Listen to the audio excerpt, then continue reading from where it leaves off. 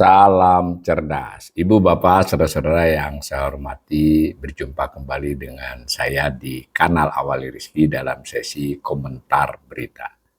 Berita yang mau saya soroti kali ini berasal dari pernyataan Gubernur Bank Indonesia, ditayangkan oleh Detik Finance. Judulnya, Bos BI PD Rupiah Bakal Menguat. Ini sederet jurus yang disiapkan.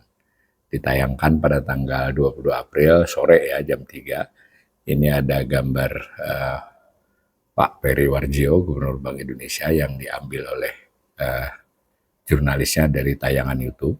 Beritanya begini, Bank Indonesia memproyeksikan nilai tukar rupiah terhadap dolar Amerika Serikat menguat. Nah, ini yang penting ya. Hal ini sejalan dengan sejumlah langkah yang disiapkan oleh BI ke depan. Gubernur BI Peri Warjio mengatakan kebijakan stabilisasi nilai tukar rupiah terus diperkuat. Langkah ini menyusul meningkatnya ketidakpastian pasar keuangan global. Dikutip langsung pernyataan beliau, Bank Indonesia meningkatkan intensitas intervensi valuta asing untuk menjaga stabilitas nilai tukar rupiah, baik melalui intervensi di pasar NDF luar negeri. NDF itu non-deliverable forward ya. Lalu juga yang kedua ada offshore NDF, jadi maupun offshore berarti domestik ya, maupun transaksi spot dan domestic non-deliverable domestic non-delivery forward di NDF, tadi yang offshore luar negeri ya. Nah, jadi ada NDF luar negeri juga diintervensi.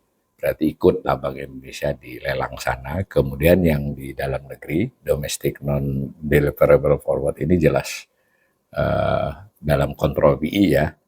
Nah, kemudian beritanya disebut lagi, tak hanya itu, Peri mengatakan struktur suku bunga instrumen moneter ikut diperkuat untuk menarik aliran masuk investasi portofolio asing. Jadi struktur bunga instrumen moneter juga diperkuat. Ya, ini kita mungkin detailnya juga harus kita periksa ya, maksudnya memperkuat suku bunga instrumen itu menaikkan apa bagaimana. Kalau tadi ketika intervensi di DNDF maupun NDF luar negeri kan jelas Bank Indonesia menjadi pelaku ya dalam konteks di luar negeri biar memberikan supply supaya harganya bisa tidak melonjak-lonjak. Di dalam negeri juga sama, lelangnya bersifat utamanya sebagai penjual dengan nilai tertentu ya. Nah, di sini juga BI juga memperkuat kebijakan transaksi valuta asing dengan penyesuaian threshold ambang batas. Jadi udah ada DNDF ya maupun NDF luar negeri, lalu ada instrumen suku bunga. Nah, diperkuat, tapi kita kurang jelas ini, bukan kurang jelas ya, mestinya secara imajinasi ya mungkin sedikit menaikkan ya. Lalu threshold ini yang kita baru tahu adalah membatasi pembelian dalam konteks minimal ada underlying-nya. Itu kalau di atas 50.000 yang sejauh ini, tapi kita tidak tahu ada kebijakan lain. Tapi ini sebetulnya tanda petik ya, penyesuaian threshold ya, pembatasannya diperketat ya, ada aturannya, tidak bebas-bebas amat. Nah, dikutip langsung ini, Bank Indonesia memperkuat kebijakan transaksi valuta asing dengan tunai beli falas terhadap rupiah. Nah, tunai beli falas terhadap rupiah mungkin ya diberi insentif ya. Lalu peningkatan threshold jual di NDF atau forward, berarti lebih banyak lagi yang ditawarkan untuk dilelang, untuk mengguyur intervensinya supaya harganya tidak melonjak-lonjak. Nah, lalu ada peningkatan threshold beli dan jual swap. Swap juga instrumen yang lain yang berlaku mulai April 2026. Ya, dalam hal DNDF dan NDF luar negeri sudah dilakukan lama ya. Kemudian dalam rangka threshold baru kita tahu yang batas untuk ketika menukar dolar di atas 50.000 ya kalau saya tidak salah per bulan itu harus ada underlying-nya, ada ini untuk transaksi apa. Nah, sedangkan ini yang baru kita belum tahu, ini di swap saya belum banyak tahu, tapi swap ini juga sudah instrumen lama sebenarnya, tapi ini apakah ada ketentuan baru. Kurang lebih begitu ya. Nah, berdasarkan data per 21 April 2026, nilai tukar rupiah tercatat berada di level 17.140 per dolar. Angka ini menunjukkan pelemahan sebesar 0,87% point to point ya dibanding posisi akhir Maret 2026. Jadi baru hampir sebulan ya, 21 hari. Kendati melemah, nilai tukar rupiah diyakini ke depan semakin stabil dan cenderung menguat. Ini kunci berita ini.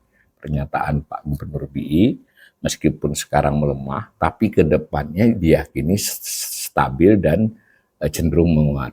Ke depan, Bank Indonesia meyakini nilai tukar rupiah akan stabil dan cenderung menguat, didukung oleh komitmen Bank Indonesia, imbal hasil yang menarik, serta prospek pertumbuhan ekonomi Indonesia yang tetap baik, jelas Ferry.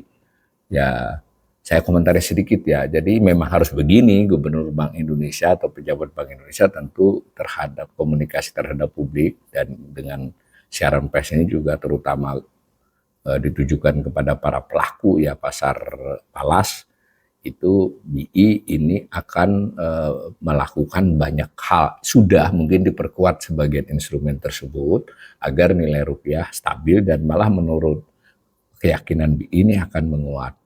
Tetapi boleh saya garis bawahi ya, sebagian hampir seluruhnya yang dinyatakan tadi belum ada jurus baru ya. Cuma kita mungkin akan tahu nanti setelah berjalan itu dalam hal penguatan instrumen tersebut. Misal saya ulangi lagi, sudah lama Bank Indonesia itu ikut NDF di luar negeri ya, jadi ikut lelang forward di luar negeri terhadap kurs dolar dan rupiah. Kemudian di dalam negeri jelas melakukan secara rutin ya lelang di NDF. Nah, bisa kita lihat di laman Bank Indonesia. Itu semua untuk ya bisa dikatakan kalau untuk di NDF itu head the curve ya. Jadi mencegat lah supaya nggak lebih dari itu atau kisaran itu maunya. Di luar negeri mungkin juga ada perhitungan seperti itu. Itu sudah kita lihat, sudah berbulan-bulan ini termasuk maka kalau khusus di NDF itu sering ya. Kemudian dalam hal apa tadi threshold kita sudah melihat tadi, cuma kita mungkin akan dengar lagi pengumuman yang threshold yang dikemukakan ke publik adalah kalau orang mau mengambil rupiahnya ditukar ke dolar. Tapi kita tadi sudah dengar akan ada juga threshold terhadap sebaliknya. Apakah ada insentif untuk threshold sebaliknya? Malah kalau yang menukar ke dolar kan lalu ada aturan-aturan baru ya, sekurang-kurangnya aturan administrasi.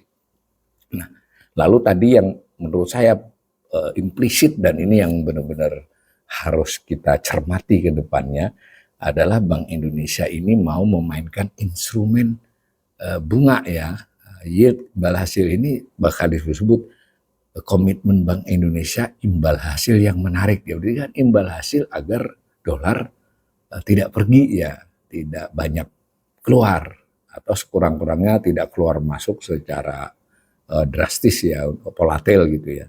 Itu kita ya ketangkapnya gitu, karena kalau mau imbal hasil yang menarik berarti instrumennya Bank Indonesia misal SRBI ya, dengan harapan sekuritas rupiah Bank Indonesia itu dibeli asing, nah harus memberi imbal hasil yang menarik. Begitu juga dengan sekuritas valutas Bank Indonesia atau yang instrumen syariahnya.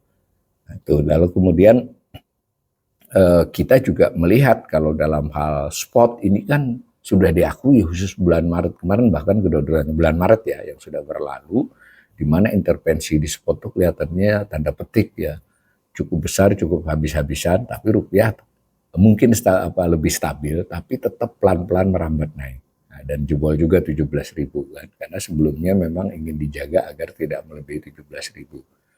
Nah, tapi pasar dinamika pasar seperti itu. Satu hal lagi yang perlu saya garis bawahi di sini, prospek pertumbuhan ekonomi yang tetap baik. Jelas Bank Indonesia itu menyadari yang namanya permintaan dan penawaran dolar Amerika terhadap rupiah, dalam hal ini pasarnya dolar, itu tentu tidak bisa hanya berdasar kepada instrumen kebijakan moneter. Tetapi ada aspek fundamental yang misal tadi ini salah satunya pertumbuhan ekonomi. Dalam konteks ini juga berarti kan pertumbuhan ekonomi melibatkan soal arus investasi yang masuk, kemudian juga pertumbuhan ekonomi yang didukung oleh mungkin ekspor yang menguat, ekspor barang dan jasa ya, sehingga valuta asing bisa masuk, itu kan terkait fundamental yang sifatnya berkaitan dengan pertumbuhan ekonomi. Nah, fundamental yang lain yang kita juga tahu adalah hubungan antar berbagai instrumen keuangan ya. Jadi terhubungnya pasar surat utang, pasar saham, karena ada pelaku asing di sana dengan nilai tukar rupiah. Dan jangan lupa, baik itu pelaku asing maupun pelaku domestik dalam hal permintaan dan penawaran dolar ini juga memiliki berbagai motivasi. Mungkin bisalah disebut ada yang spekulasi, tapi sebetulnya spekulasi kata-kata yang sedikit menuduh ya. Sebetulnya kan mereka precautionary, mereka melakukan asuransi ya, jaminan terhadap asetnya sendiri biar tidak rugi. Nah, karena itu relevan ketika Bank Indonesia berkali-kali mengatakan bahwa sekarang ini rupiah itu terhadap dolar under value. Jadi maksudnya harusnya nggak sampai 17.150, tetapi di 16 ribuan. Bahkan kalangan DPR sempat menyebut soal 15.000. Jadi artinya harga pasar ini lebih lemah dari fundamental yang ya lazimnya harga yang layak itu di berapa.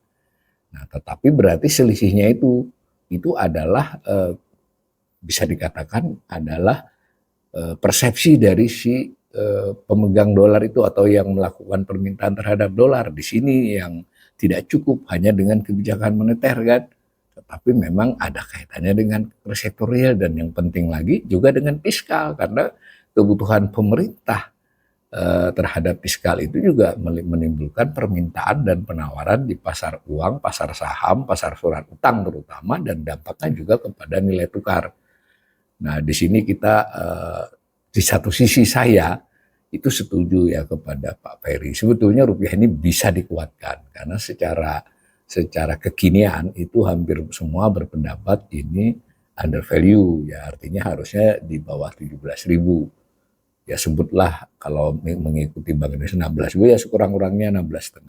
Di sisi lain mengapa harga atau nilai tukarnya masih segitu? Artinya para pelaku melakukan pertimbangan ke depan ya, bahwa mereka agak berbeda dengan Bank Indonesia. Mereka melihat ke depannya rupiah akan melemah dan berarti juga terkait dengan fundamental ekonomi.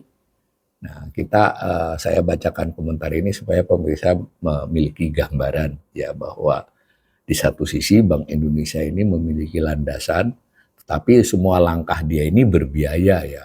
Di pasar spot dia harus menggunakan cadangan falas, di DNDF dia juga harus mungkin bayar selisih, kemudian juga tadi apalagi kalau akan diutak-atik juga soal memberi imbal hasil, berarti kan juga terkait dengan mungkin suku bunga SRBI dan mungkin kesulitan untuk menurunkan BI rate yang kemarin terpaksa harus tetap ya, tidak naik, tidak turun dan seterusnya. Artinya faktor ketidakpastian ke depan ini masih cukup besar dan antara pemerintah dengan persepsi pasar itu tidak selalu sejalan. Cuma kita berharap agar yang dilakukan Bank Indonesia ini sejalan dengan yang dilakukan pemerintah. Karena pemerintah penting, pasar melihatnya kan fiskal dengan moneter terhubung erat, apalagi Bank Indonesia sangat banyak membackup kebutuhan fiskal pemerintah. Mudah-mudahan ke depannya dinamikanya menjadi lebih baik, komunikasi otoritas Bank Indonesia maupun pemerintah juga dipercaya oleh pasar.